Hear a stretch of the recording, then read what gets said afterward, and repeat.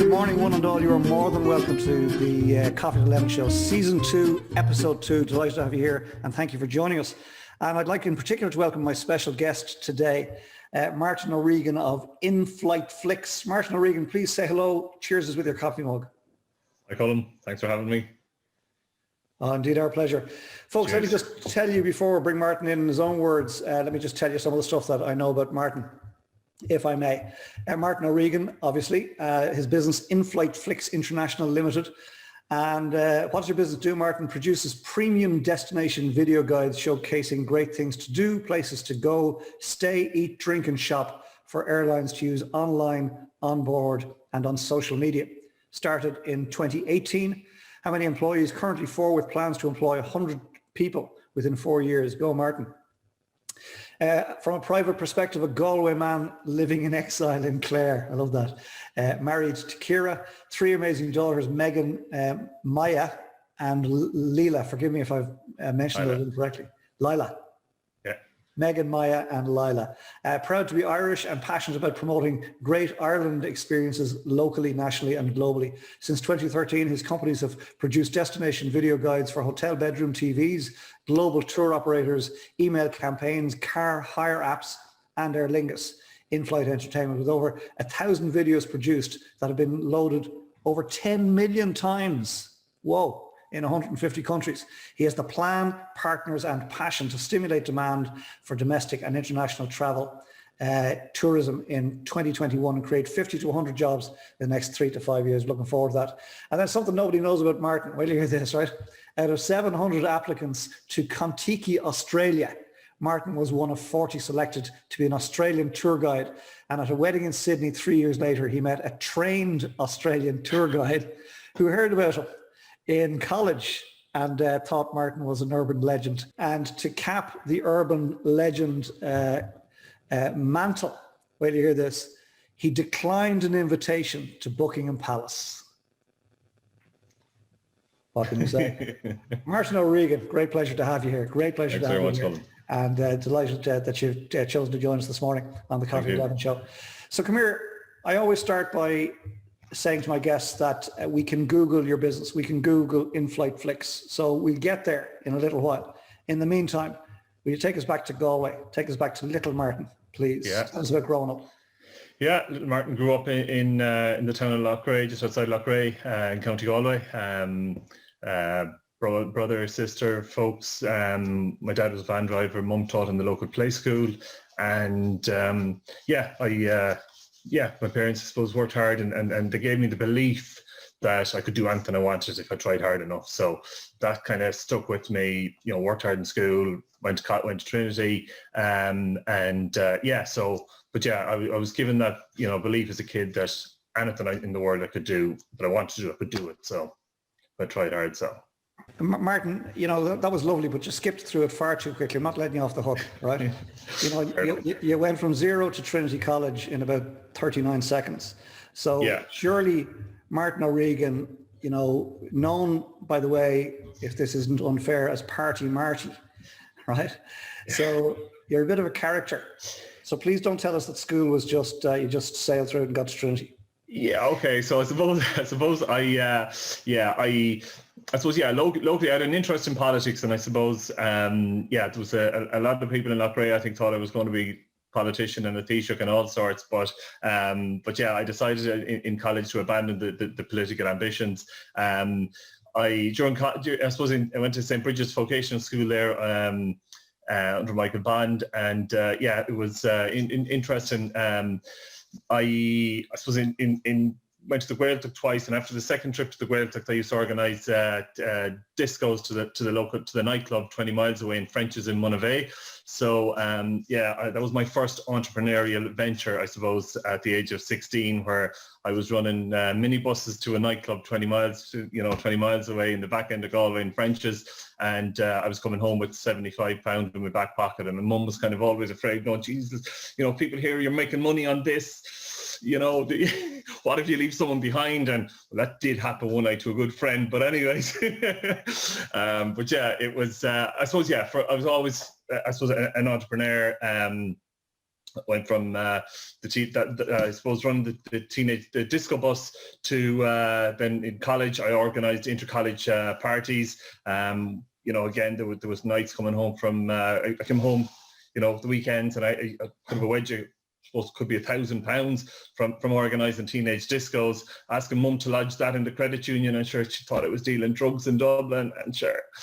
But it was legit, inter-college parties, and just putting up posters in the different universities, her in a nightclub, and there was good cash. A couple of college friends got together. It was good revenue there for a couple of years in college. Got me through college profitably, and then I suppose other ventures. I suppose then went to Australia, and that's where I got I was worked for the Formula One racing magazine. Okay, just before we go there, right? So you have this tendency to skip over the interesting stuff, right? So, ladies and gentlemen, aren't you glad I brought him back 39 seconds to Trinity College? We're now talking underage discos. We're talking buses in the back of Beyonds. We're talking real cash in the back pocket. The one I want to focus on is the apparently good friend you left behind. Tell us about the good friend. Yeah, so we were 16, 17, going to the nightclub, and there was one night we got back to, there was too many buses, you see, and I did a head count, and I don't know, maybe there was an extra one, someone getting a lift home, whatever, someone got lucky, whatever, but bottom line was, we arrived in Loughrea and we realised there was no sign of Paul, and I was there going, oh, disaster, like it's 3:30 in the morning, and this is where Mum had said, what if you leave someone behind? And I had always got, it'll be grand. It won't happen. I count them every night, but ultimately we got it. We had an extra head that night, and Paul got left behind. But no, he's a great mate. He's still a great mate. He's still a great mate, is he? Yeah, he's still a great mate. Yeah. I think we should call him Kevin McAllister. I think that's his name. Remember that scene where they were doing the head count? Yeah. There's Martin. Oh, sure, grand. Wonderful stuff. Okay, thanks for that. Right, that's now we're getting places, right? Now we're sucking basil. Okay, Martin, take us into post-college and real business, if you like. Yeah. So, post-college, organised a college graduation. 3 days after I finished college, graduated, jumped on a plane to Australia to the round the world trip thing. Went to Dubai, Japan, and Australia. Spent 9 months in Australia. Initially, I worked for Formula One racing magazine for a while, and then I saw a job in the paper for Contiki Tours, looking for tour guides of Australia. It had 7 criteria. Thought I ticked the boxes for them all, and suddenly I found myself in an interview. We do a 3-minute pitch as to anything we wanted to talk about, and I suppose I gave them a good story about getting arrested in America for possession of alcohol at the age of 20, and ultimately I found myself in a room with an interview scenario after lunch, about becoming a Contiki tour guide of Australia. The girl said, who was subsequently going to be my manager, she goes, Martin, I'll be honest with you, I don't know what you're doing here. You've obviously skipped through the process here, because I've got 5,000 Americans coming over here for a cultural experience in Australia, and I think they're going to feel very shortchanged when they arrive in Australia for a 3-month or a 3-week $5,000 trip, and they're going to meet you at the airport with your dirty Irish accent. And I'll be honest with you, if she hadn't used the word dirty, I'd have just gotten the coat and said, see you later. But because she used the word dirty, she kind of got me back up, and I said, excuse me, I said, I'll be honest with you, for a cultural trip, they'll get phenomenal value. I said, sure, we gave you half your culture. That fella Tim Kelly, that fella Ned Kelly, he was the greatest folk hero you have. I said, sure, half the Irish built this country, and there were convicts sent over. And I said, that game of football you call Aussie Rules football. I said, that's Irish football with a rugby ball. So I said, they'll be getting great value. We're getting my Irish culture as well as the Australian culture thrown in. So I got the job. So that was good fun. All right, 3 months. Guiding in Australia. This is just wonderful. I always enjoy the Coffee 11 show, but there's tears rolling down my eyes here. Your antics, your poor mother. I know. Your poor mother. So the urban legend began then. The urban Yeah, legend. so that was it was great 3 months. But yeah, I finished my year in Australia, came home, did whatever. But next thing, a good friend of mine, great friend of mine, was getting married in Australia, and invited us. Yeah, so jumped on a plane 3 years later, went out for Christmas to Australia, and the wedding happened to be in the reception was in the Sydney Opera House. So we were going from the church to the Sydney Opera House on a coach, and there's only 37 at the wedding.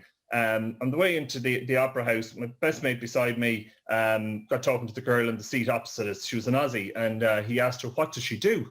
And she goes, I'm a trained tour guide." And when she said the word trained, I went, right, she's obviously not working. And he goes, "Hey, you want to chat to my mate Martin here? He was a tour guide with Kontiki, when he was here before." She's there going, "No way. You're that Irish guy I heard about. I was trained to be a tour guide, and I went for this job with Kontiki 2 years after you, and I didn't get the job. I thought you were an urban legend." It was just a classic. What are the chances of meeting someone that had heard about me, was trained as a tour guide, and couldn't get a job as an Australian tour guide in Australia, but sure, them were the breaks. You know what I'm picking up from all this, Martin, is you've got an absolute focus on individual words.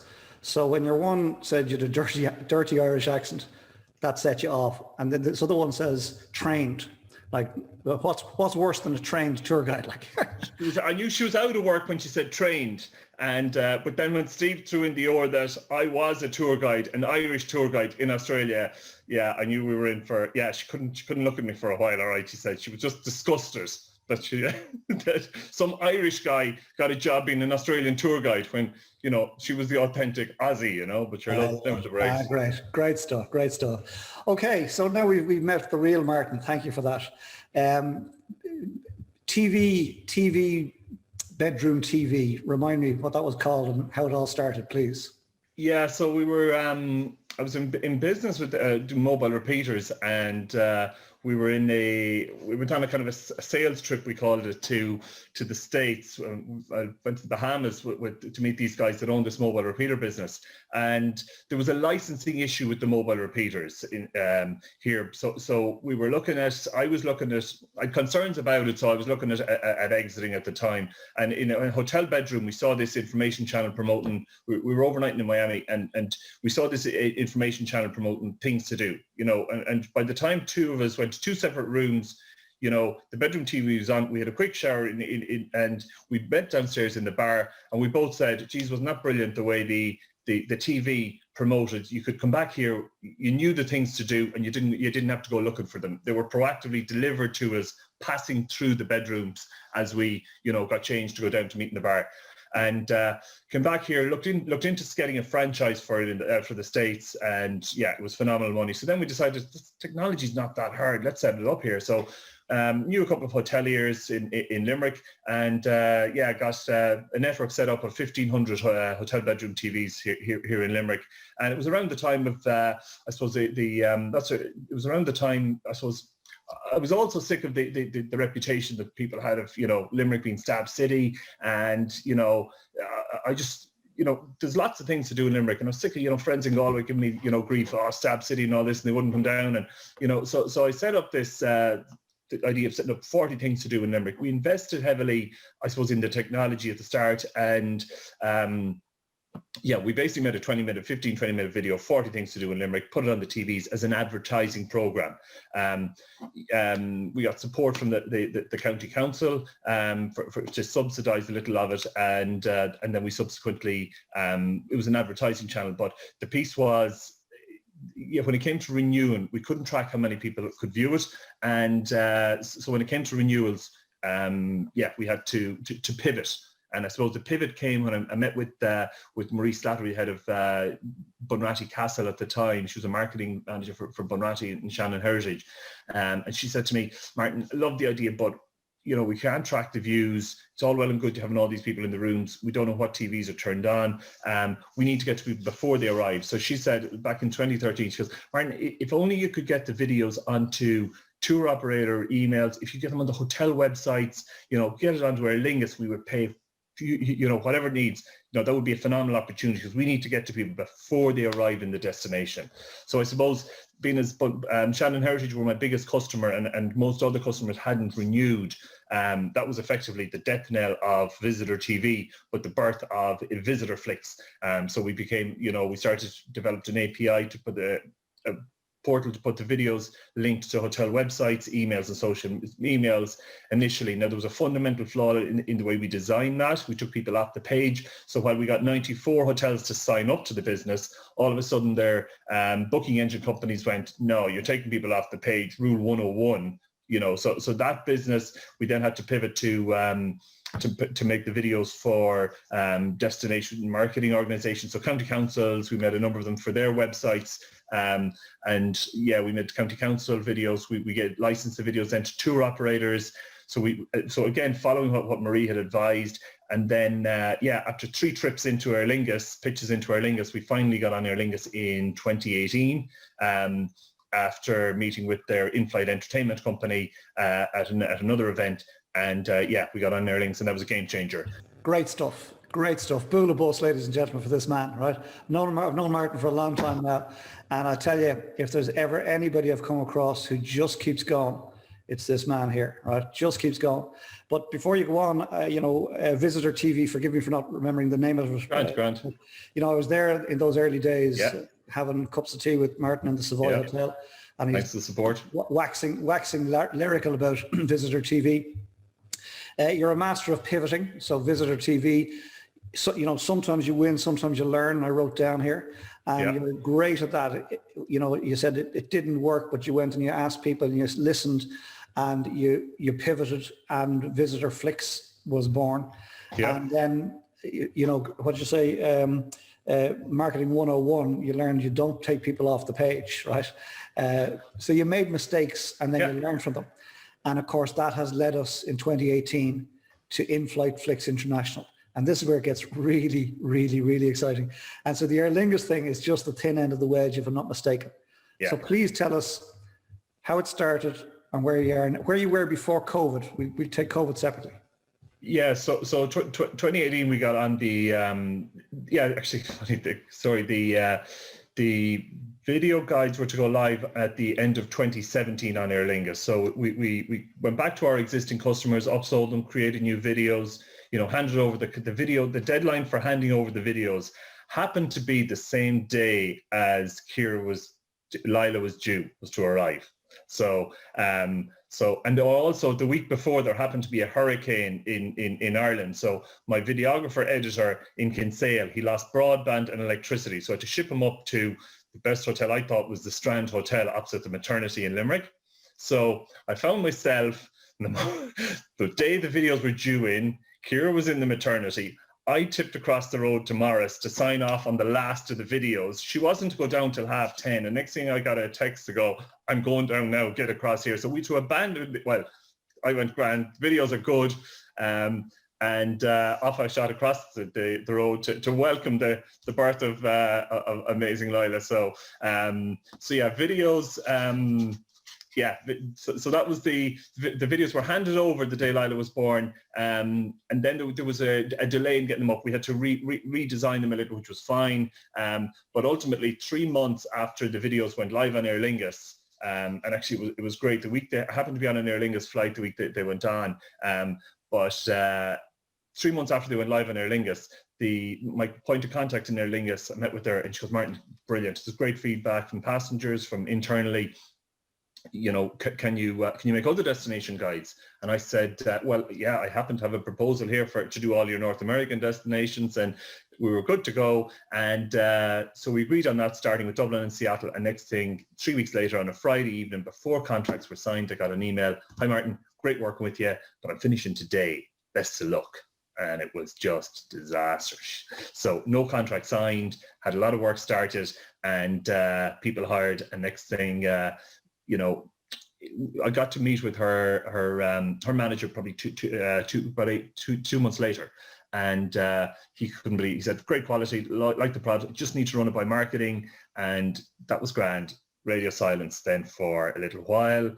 About 2 months, 3 months passed. 2 months passed on, and I knew he was going to an event in Boston. So, and there's an industry event in Boston. So on a Thursday, I went, right, book the flight, let's go meet him. So yeah, I found myself in Boston on a Monday morning, going to an event, and sure enough, first guy I met inside the door.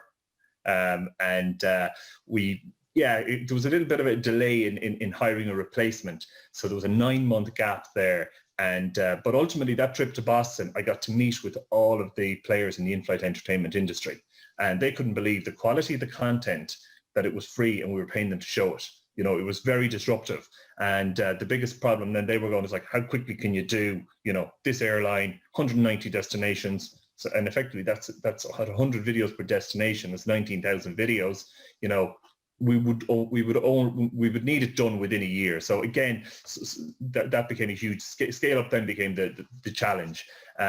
So following that, went to 2 or 3 other. That was the first industry event. The next industry event was in Hamburg the following April, and having met with the key in-flight entertainment companies, there's probably 6 big ones.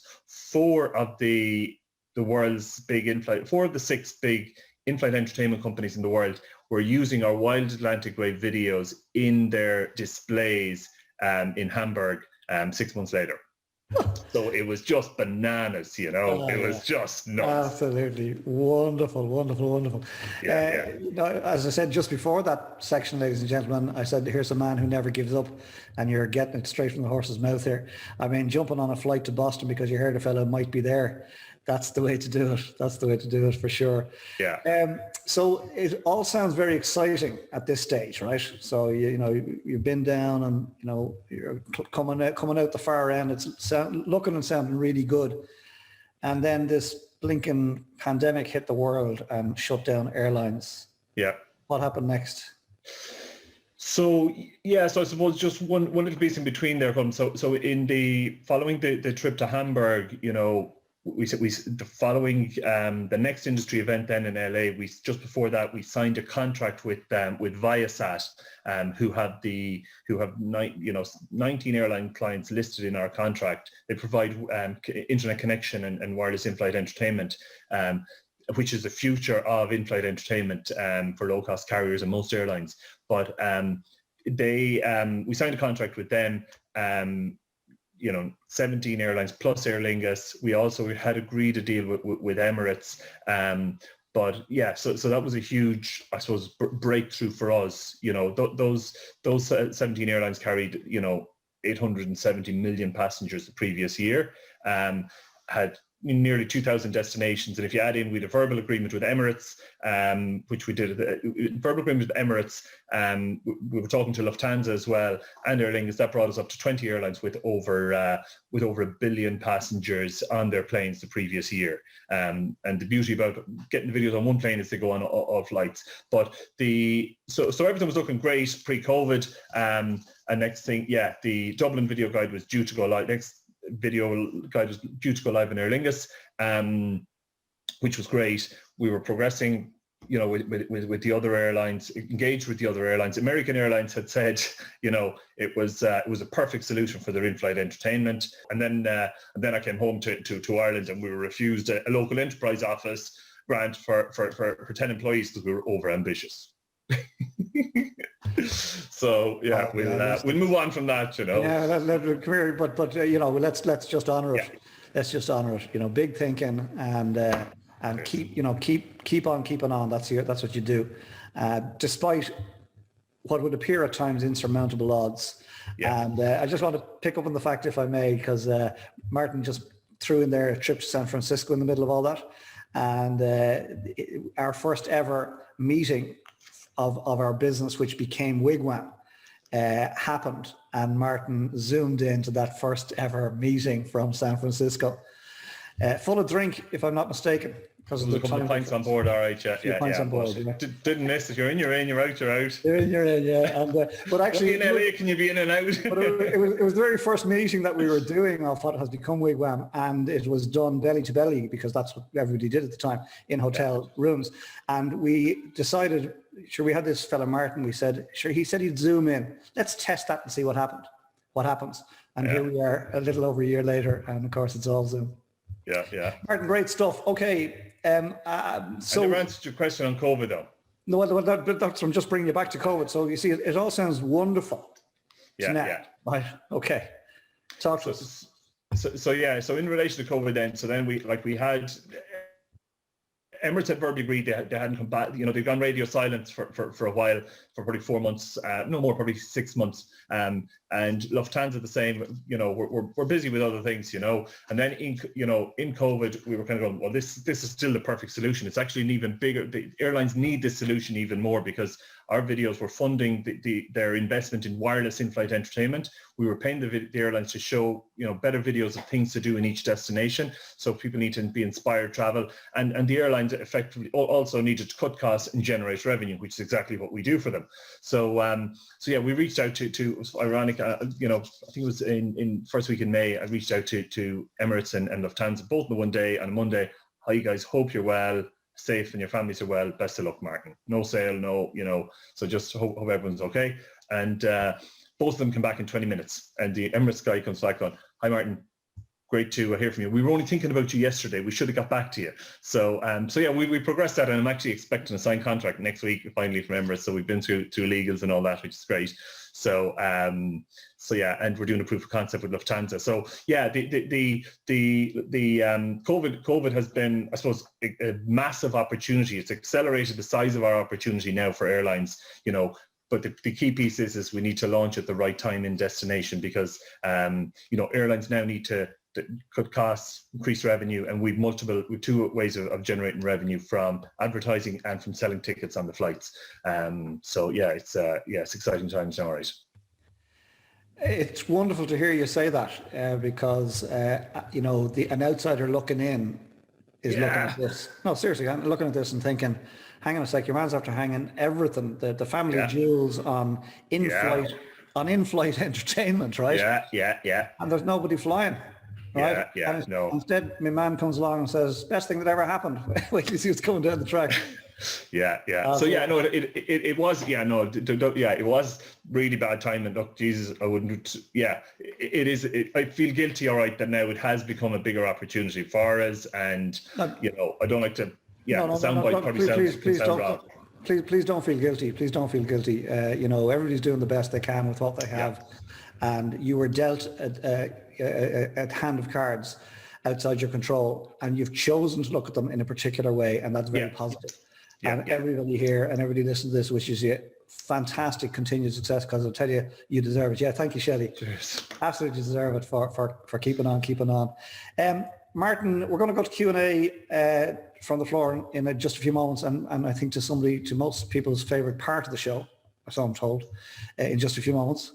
But before we do that, please would you tell us, what are you taking with you from COVID that you're not letting go of?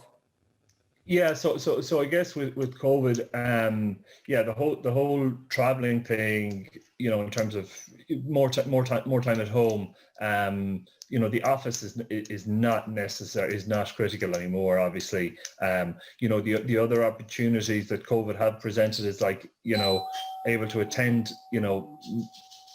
meetings like I was at the World Aviation Festival in London. I would have been in London, 3 weeks ago. The following day there was an aviation festival in Miami. Able to attend, more events online, and connect with people as well through those events. I've learned but the most important thing I think is the waste time that was traveling to and from the office and so on. But when we can now connect with people online, even though that's not good for the travel industry, obviously, but that is going to be the biggest hit for airlines is the business travel. So what you're taking then with you is the fact that you've got more time back. Yeah, more time at home. Which is critical. Yeah. Of course, big night tonight now, the toy show. Yeah. The tree is up there since last week, so yeah. Will you be all in your Christmas jammies now at 9 o'clock? They will, all right. Yeah, I can't say I will now, but you will. Martin, get into it. Martin, the Grinch ORegan. Yeah. Good stuff. Usually I've been going off to do gig. Usually I'd be going off gigging it, but not this year. Not last couple of years. Get into it tonight. We were actually going to name this show on a Friday. We were going to call it the early show, which I'm not to go with the coffee at 11 show. Right, Martin ORegan, an absolute pleasure chatting to you. Don't go anywhere. We're going to pass over to Princess Shelley. Shelley, what's been going on? Hey Martin, thank you for such a lovely, honest conversation and allowing us all to listen in. I see so much engagement in the cafe. Even before I go to the comments, you're just all cracking up with your stories and you know, of course, so typical. Colm is able to kind of rein you in, and we're missing such great details there. So thanks, Colm, for keeping the rein on there. We would have missed some really great nuggets there of your journey, Martin. Lots of wow moments for people in the cafe, Martin, is what they're saying. First of all, Eamon said, you're far too humble, rattling through those achievements in seconds, so I think we can all relate to what Eamon was saying there. James questioned when you mentioned something about Australian culture, and Eamon said, that's an oxymoron. He said, yeah, that's what I thought. So Seamus, nice to have you in the cafe. Seamus is joining us from Ballincollig in Cork. Will I go with the real capital? Well, we all know, don't we? I was just thinking we should check with our solicitors before we put this episode out. So Seamus says he loves your indignation, you know, and I think that was something like Seamus said that fairly early on in the chat, Martin, you know, and it was something that cropped up a few times, you know, that love. I think that comment came in when we were talking about when that woman had referred to your Irish accent, and you were like, whoa, pony, hang on now a minute. Yeah. We loved, I could see in the cafe everybody's expression, they loved that you had the tenacity to kind of pull her on that. I think that's something that'll be a bit of a takeaway for me today, that you didn't let him get away with it, and I can see lots of nodding going on there in the cafe. So thanks for that comment, Seamus. I think we agree with that. And to be honest, Jerry, that's how I got the job, and that's how the Australian girl didn't get it, was because you know, on a 3-week trip with a group of 50 Americans, you know, stuff happens. You got to be able to go, hang on a second, this got to get sorted, you know. So yeah, she, you know, and that's probably because I pulled her on it and I stood up to her, you know. I subsequently nearly did cause a mutiny as well on board as another night where I had to pull her on it. But anyways, she had to apologise to a group of what she said to another girl. So yeah, that was another story, sure. See, lots and lots of nodding there, Martin. Something we'll all take away today is that to remember that it's okay to pull somebody on that you did that, and the bravery it took, and it certainly paid off, you know. So James joining us in Kerry. Lovely to have you here again, James. Always such lovely comments coming in from you. He said, you are an urban legend, Martin. That was when Colm was saying that, you know, and that's for sure. And lots of applause happening in the cafe. Thank you, Kathy.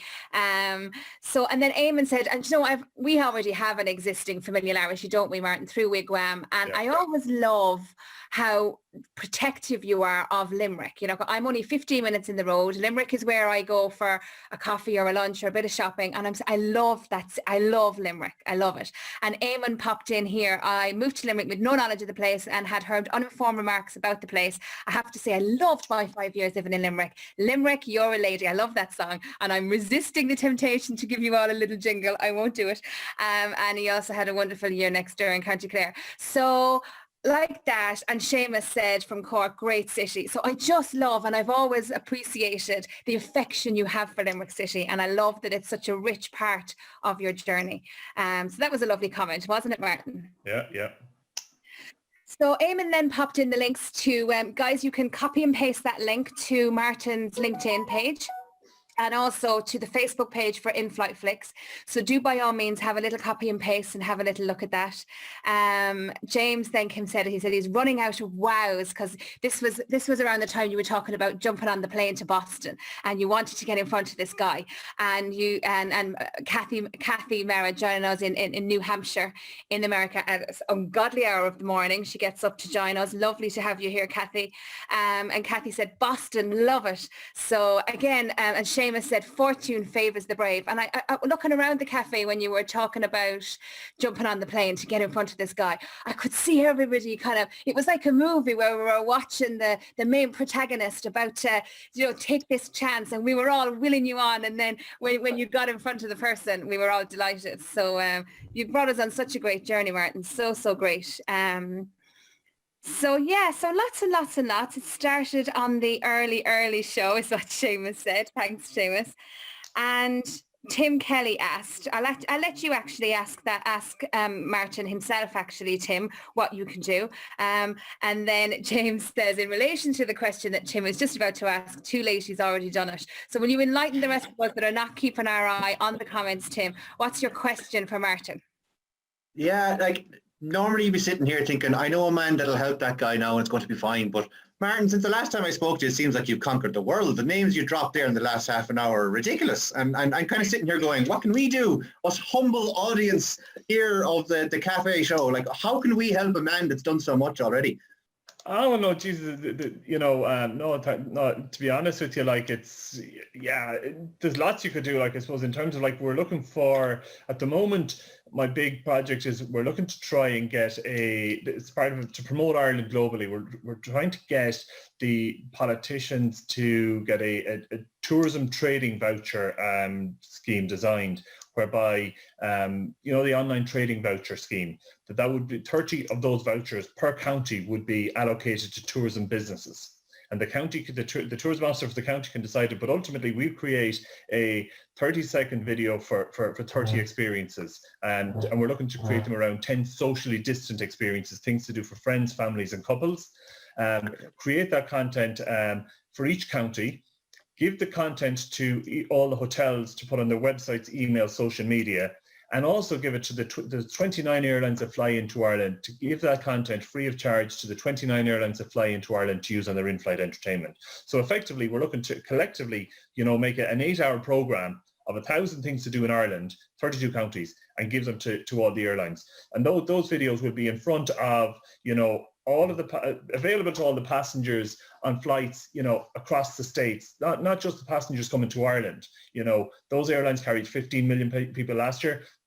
Collectively they carried 1.3 billion globally. So that, but what I'm trying to do here, and I'm not really getting much traction. I'm nearly, I suppose, how will I put this in the right way that, I'm a disruptor of destination marketing. So I'm not the most popular with our state agencies. I'm over ambitious again, apologies lads, but I'm not going to scale it back. So bottom line here is like, I'm now trying to get politicians. I have a proposal in with Catherine Martin, Eamon Ryan, and there's another proposal going to Leo Varadkar next week to try and make this happen. So if anyone knows any politicians, especially the Green Party, or in government, I want to try and get this progress, but because it's a game changer for Irish tourism, and also it also validates our model that we can go to any destination, partnership with an airline, and produce a series of destinations. So we're going to create 1,000 videos of things to do in Ireland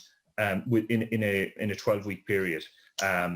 So I suppose that's what I'm looking at. Anyone knows any politicians or anyone key in tourism, that would be great. I might know a man that could help Martin, actually. Yeah, I know a lad who's on the national council of one of the big two parties. So if he doesn't know somebody, God help us all. Cheers. Good work. That'd be great. Brilliant. It's a fantastic idea. I mean, it needs to be done. No-brainer. It needs to be done. Absolutely. It needs to happen. I might have a number I can pass on to you, Martin.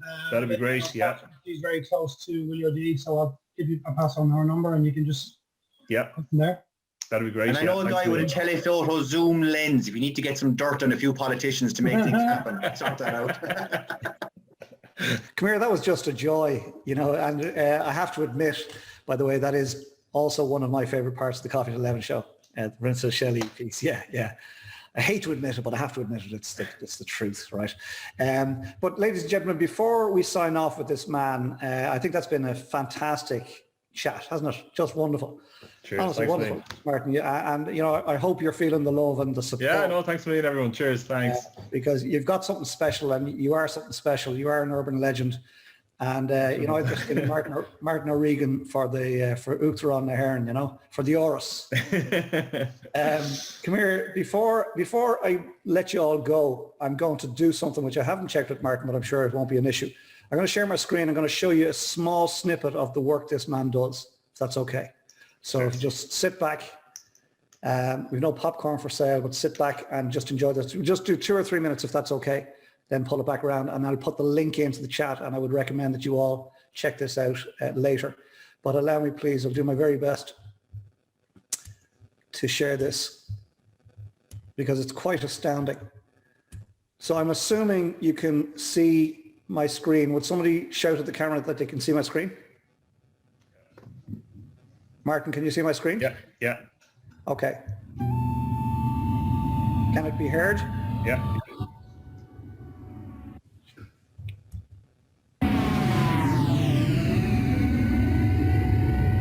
Experience the wild, rugged beauty of the edge of Europe as you explore the astonishing peninsulas, beaches, mountains and hiking and cycling trails of County Kerry. The kingdom awaits you.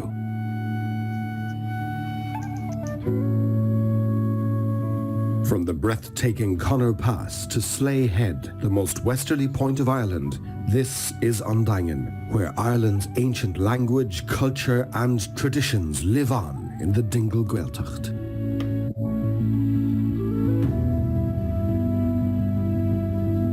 Louis Mulcahy and all the team welcome you to the Dingle Peninsula. Here at our Slea Head workshop on the Wild Atlantic Way, we've been making pots for over 40 years.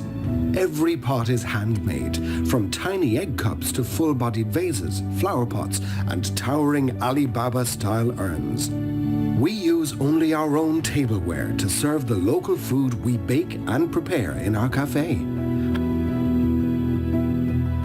Fall in love with the beauty of handmade Irish crystal. Dingle Crystal offers you the chance to take a tour of one of Ireland's very few crystal workshops distilled cut by hand. Group bookings available. Hold one of their master craftsmen's unique designs and you'll feel the difference. This is a family business who export globally, meaning you get fabulous Dingle Crystal direct from their family to yours. Okay. Was that astounding? I really hope I really hope you could see and hear that. The quality is just absolutely. I see the love heart there, Eamon. Thank you for that. So I'm going to put the link. I'm having goosebumps watching that call. Yeah, absolutely. Yeah. I see why I wanted to move back to this place. I mean, imagine if that's been done for like various different parts of Ireland. Oh my goodness, that has to get out there. Yeah. No, it's good. Brilliant, Mark. Well done. Thank you. Thanks. So, folks, wasn't that just special? Lovely way to spend a Friday morning, and just lovely to have you all here and to share in that. And look forward to your company next week. We have yet to figure out who's going to join us next week, but it will be fascinating, that's for sure. But I think Martin ORegan is man of the moment today. So, ladies and gentlemen, one more time, Martin ORegan. Thanks a million. Thanks for having me. It's great to meet you all. Martin, it's just been a pleasure having you here on behalf of all of us on the Cafe 11 show, and indeed Wigwam Global. We'd like to say namaste. Yeah.